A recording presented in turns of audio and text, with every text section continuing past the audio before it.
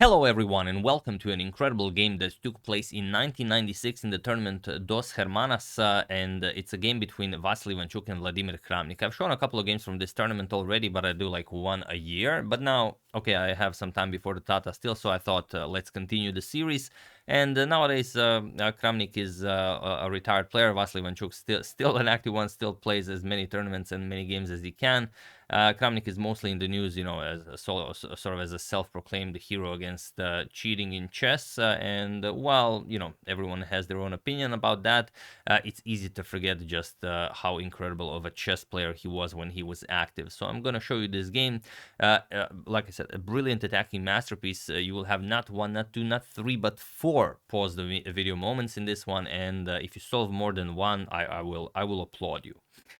So let's dive straight into it. Vassily Ivanchuk has the white pieces and he opens with pawn to e4. Vladimir replies with c5. He goes for the Sicilian defense. Sorry about that.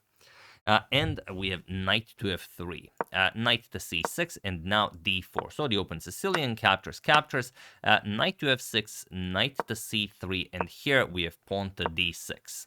We have bishop to g5, going for the Richter-Hauser variation, e6, and now queen to d2. So fairly standard stuff, even for today's standards. a6, we have castles, and pawn to h6. Kicking away the bishop, we have bishop to e3, and now bishop to e7 by Vladimir. Pawn to f4.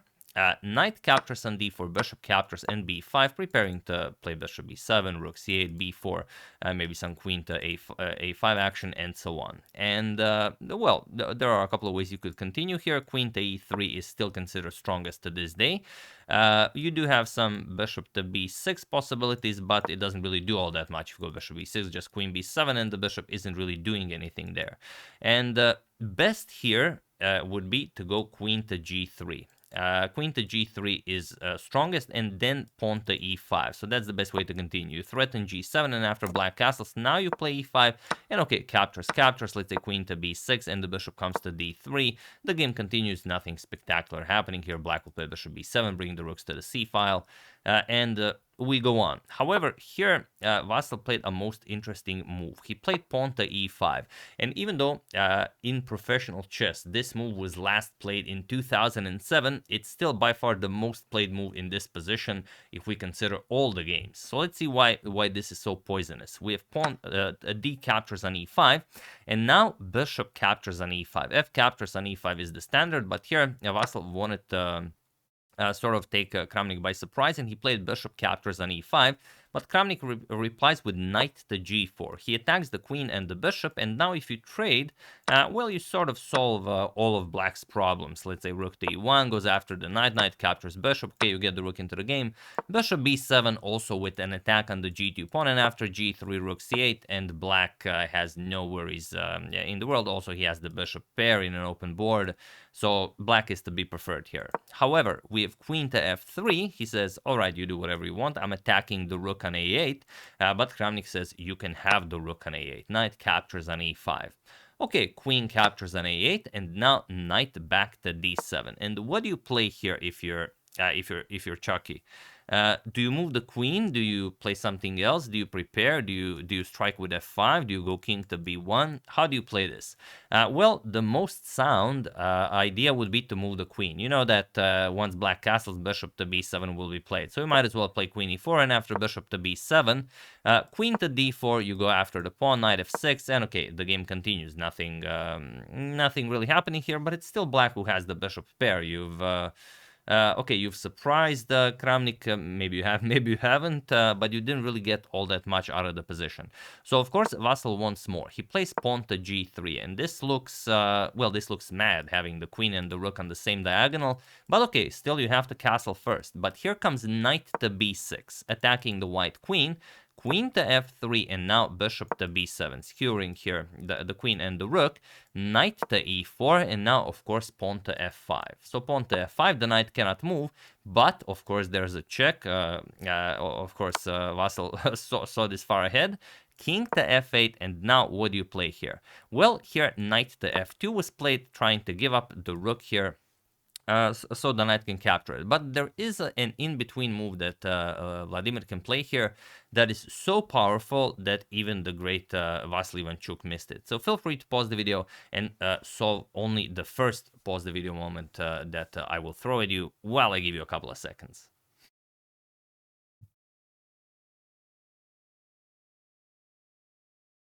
So for those of you who were able to do it, obviously you did not go for the rook, and for those of you who just want to enjoy the show, it is bishop to f6. That is the strongest move. And I will explain why, because it's very, very important. Point is that if you capture the rook, you're only helping white. Knight captures on h1, and if you go bishop to f6 now, to go for, okay, knight a4, and then captures on b2, the white knight is in time to go back. Knight f2, and after knight to a4, you will play knight to d3, and everything is nicely defended. There's no way to attack the white king. Black is still better, but of course you can do better. So after knight f2, bishop to f6 was played, and now it's unclear. Well, if the knight goes to d3, then the rook is no longer defended. So how can you play this? If you play rook to g1, you just move the rook, then comes knight a4. And now after knight to d3, seems like it's the same idea, but it's not. The bishop is still alive. Bishop e4, and white resigns. There's no defense here. Just a nice knight captures or bishop captures on b2, and that's it. Imagine bishop captures on b2 check. If, let's say, white does something, bishop captures on g2 check, knight captures, and queen captures on c2 is checkmate. So you have to watch out for that. So bishop to d3 was played. You have to cover that e4 square, and you don't have time for knight to d3. So what do you do now? Well, you could capture the rook, but Kramnik says, nope, we continue the attack. Knight to a4. And okay, how do you go from here? Rook h to e1, saving the rook. Even though, okay, you could try some other moves, but even with the engine stop recommendation, that is bishop captures on f5, sort of to keep the bishop at bay here. E captures, and now rook h to e1, also threatening checkmate. Still queen to c8 just stops checkmate, and you still have all of the same problems that you've had before all of this. And if c3, you can just pick up the b2 pawn and then play queen captures on c3. It's a terrible position for white. So, well, it could have played better, not much better. So rook h to e1 by Ivanchuk. He wants to play rook captures on e6, and now comes bishop captures on b2 check, king to b1, and now again you're playing black here. You are soon to be world champion Vladimir Kramnik. What do you play? I'll give you a couple of seconds.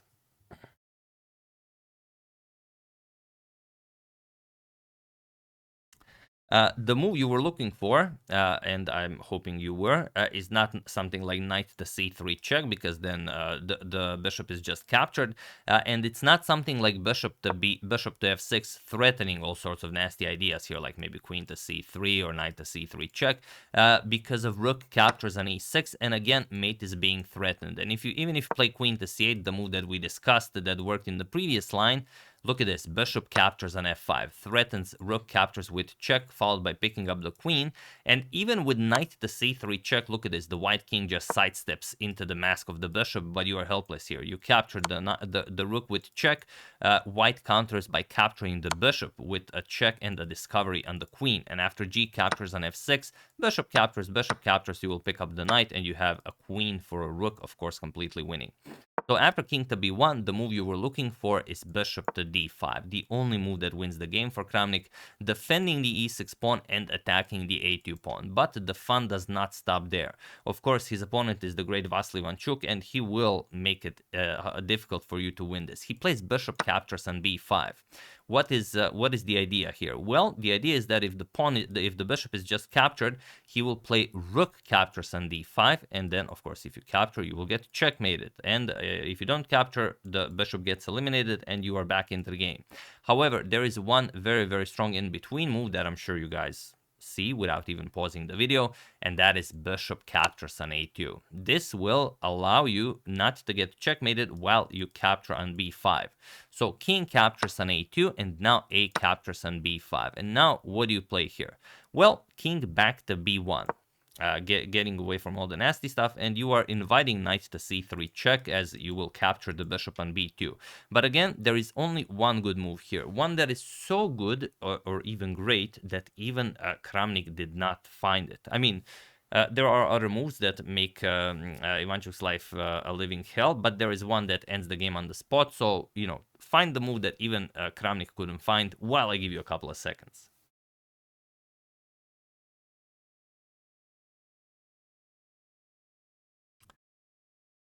If you found it, huge congratulations. This is the move I'm hoping you guys really found, and that is Queen to E7. Point is, like in every position, we have to use the B4 square, and Queen to E7 followed by Queen to B4 will be the end of the road here for our good friend Vassily. The point is that after King to B1, you go Queen to E7, and now there is no defense. Queen to B4 is coming, and whatever you play is just gonna be insufficient. Not right away, of course. First, you're going to give a check, and then after king captures the bishop, you will play queen to b4 check, and the white king gets checkmated. But Kramnik did not go for that. After king to b1, he did want to utilize the b4 square to his advantage, but he did so by playing queen to a5. It seems like the same idea, knight to c3 check, followed by queen to b4. What could possibly go wrong? Well, there is a move that if Vassal found, this game would have been completely different and might even have a different result in the end. So for the last time, feel free to pause the video and solve the position. The only move that keeps the game going for Vassal, while I give you a couple of seconds.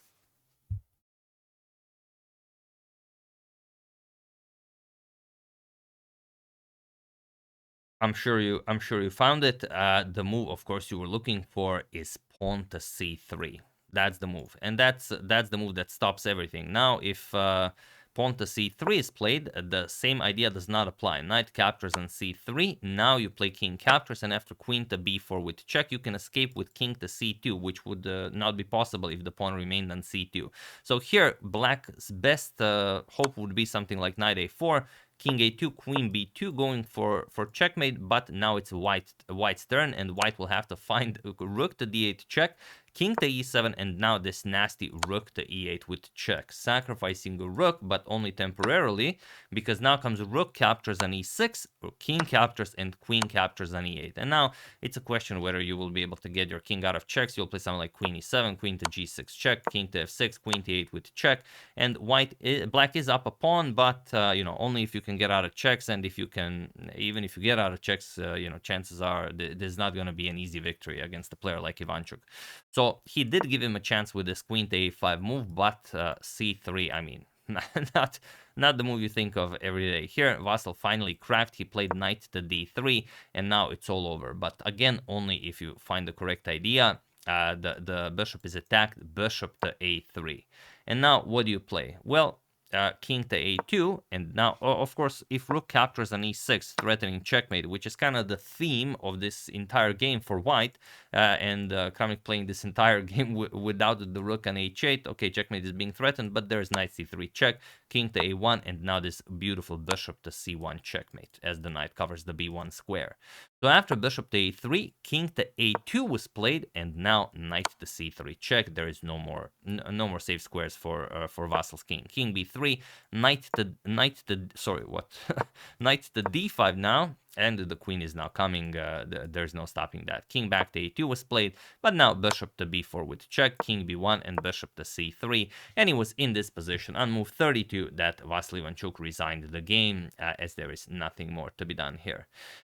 Interestingly, I've checked in those days, rating lists were not renewed every month like they are today. They were either, a long time ago, they were every 6 months, then every 3 months, then they changed it to every month, and pretty soon I'm pretty sure it's going to be like the live ratings. But yeah, on this particular rating list, Kramnik and Kasparov were rated the exact same, 27.75. If you guys are interested. So here, mate is coming, and if you stop this with knight to b2, not a problem, queen a3, and now it's either queen captures on b2 checkmate, or the knight moves, and then queen to a1 checkmate. So Ivanchuk, as usually, he played a brilliant game, only he was countered by an even greater brilliancy by Kramnik in this one. And it was definitely one of Kramnik's stronger tournaments, especially in those days. He finished in shared first place with Veselin Topalov. There were no tie breaks in those days. If you had shared first, you had share first. Both of you win the tournament. and just barely edging out Vishwanathan Anand and Garry Kasparov, who finished on 5.5 out of 9. And Kasparov's only loss, as you can see, he's on 5 out of 5. He has 3 wins, 1 loss, and 5 draws. Was Vladimir Kramnik, and it is the first link in the description below. If you thought this was a brilliancy, I urge you to check out that one as well. It's something to tell your grandchildren about. So yeah, that's the game. Hope you guys enjoyed it. Probably I will show a few more nice ones from this tournament before. Sorry, yeah, I just realized the DR on the robot. I would hate to trick you guys. No, this was a classical game. So this I just left this from the previous video. I'm sure some of you already commented on that, but what are you gonna do? Yeah, like I said, hope you guys enjoyed it.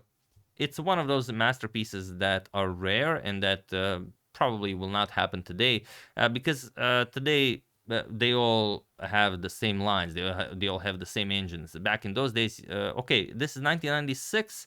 It's hard to say. The earliest engines were employed in maybe year 2000, and even then the players didn't really trust them. Then maybe in 2002 they started taking them a bit seriously once some new ideas have been introduced. But Vladimir Kramnik is, I believe, one of the first who really started taking engines seriously. I think I saw an interview with Judit Polgar where she mentioned that she just never trusted the engine. She said, okay, maybe it's a nice move, but I just don't trust the engine. And I'm pretty sure Kramnik was one of the first to really take them seriously and to try to take advantage of them. I just don't think it was possible in 1996. Like those were the days, even the absolute strongest supercomputers like Deep Blue in 1997 that faced Garry Kasparov, you just couldn't have that at home, for most people. But okay. I hope you enjoyed it. We'll probably show a few more games. I would like to thank Welsh fan Wang Xiwan, Sasha Vidler, Mark Henley Brennan, and Michael Males for a contribution to my channel. Thank you a lot. I really appreciate it. As usual, you can check 2 of my previous videos here. Thank you all for watching, and I will see you soon. Continuing to check up on your wonderful suggestions and whatever else happens in the chess world. Thank you all. I will see you soon, and have an excellent rest of your day. And do check out Kasparov versus Kramnik from the same tournament. First link in the description below. See you soon.